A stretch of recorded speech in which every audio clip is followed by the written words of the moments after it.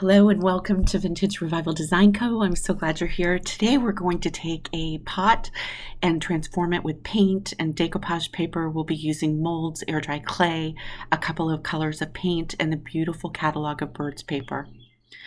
I first chose an image from my paper. I decided to use this, I think it's a little chickadee, and I'm using a wet cut method with a wet artist brush and water. I just traced a line around my image and then I'm gently just tearing it away from the paper. I'm going to set that aside, and with my pot, I first coated it in Wise Owl's peppercorn. I wanted to do a two-color finish on this, and now what I'm doing is, now that that peppercorn is dry, I'm going over this with just a light coat of antique villa, making sure to let some of that peppercorn paint show through.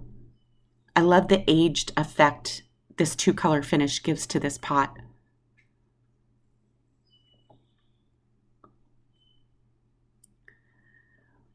We'll set that aside and let that dry, and now we're going to work on our mold. I'm using the frames mold. The trimmings molds would work beautifully for this project, but I pulled out the frames mold and I wanted to show you that you can resize these molds. I'll show you that in a little bit, but I'm using air dry clay, and I first put some cornstarch into my mold because it does help release the clay from your mold.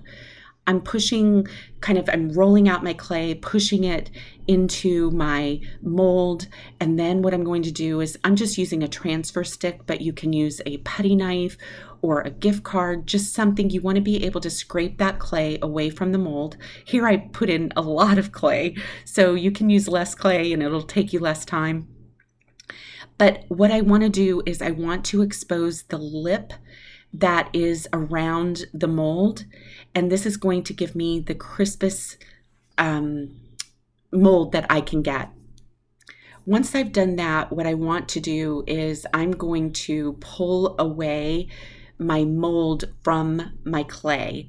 So I turn my mold upside down and I pull that away from my mold. If I have any little areas that I need to clean up, I can do that easily with an X-Acto knife. You can see here that my frame is just not quite large enough for the bird that I want to use. So what I decided to do is to cut that down, and then on the long side, since I'm going to do this in a landscape format, I'm making another half that I will be able to piece together on my pot.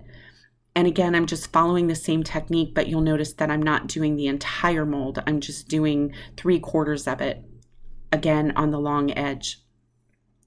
Next, I'm going to take my pot and we're going to go ahead and decoupage our bird onto our pot. I'm using Wise Owl's 1 Hour Enamel Clear Coat in matte, and then just gently using my fingers, I'm putting my bird in place. He looks really sweet just as he is, but we are going to go ahead and frame him out. Now I'm going to piece together my frame. I'm starting with just one portion of my mold, and I'm using Titebond's Quick and Thick glue. I love this glue. It is quick, it is thick, and it does allow, what I really enjoy about it is I can put something on a vertical surface and it'll stay in place pretty much. The most important thing when you're working with the molds is to make sure that you get your adhesive all the way to the edges. You want to get really good coverage on the back, not gloppy, but you do want to get good coverage. Now I'm going to take that first piece and I'm going to position it in place where I want it. And then with my hands, I'm gently going to put that in place and let that sit. I did have a little glue seeping out, and that's easy to clean up with an artist brush. Now I'm going to apply the rest of my frame, and you'll see that I'm putting it on top, and we're not going to leave it like that. This is just to position it in place. So with an X-Acto knife, what I'm doing is I'm slicing it where I want it, and then I'm lifting the portion up and removing the part that I don't want.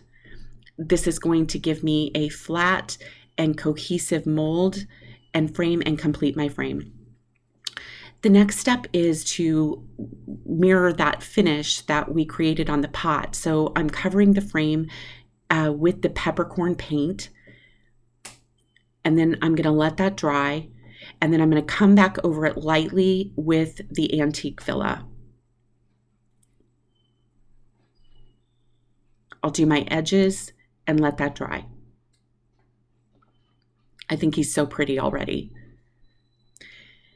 I decided that I wanted to give that bird the look of going under glass, and I typically use this product. This is Judikins Diamond Glaze. It's dimensional adhesive, and I typically use it with the needle nose squeeze bottle that you'll see. But I found that since this was a curved surface, that it was just glopping and rolling, and it wasn't going to be an even coverage. So instead, I just decided that I would do about 3 coats of the diamond glaze and just apply it with a brush. This is going to distribute it evenly, and even though it takes a little bit longer because I'll have to let that dry in between coats, I think it's worth it for the look that you get in the end.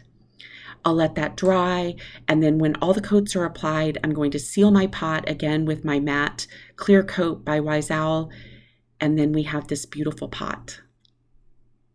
I hope that this has inspired you to create.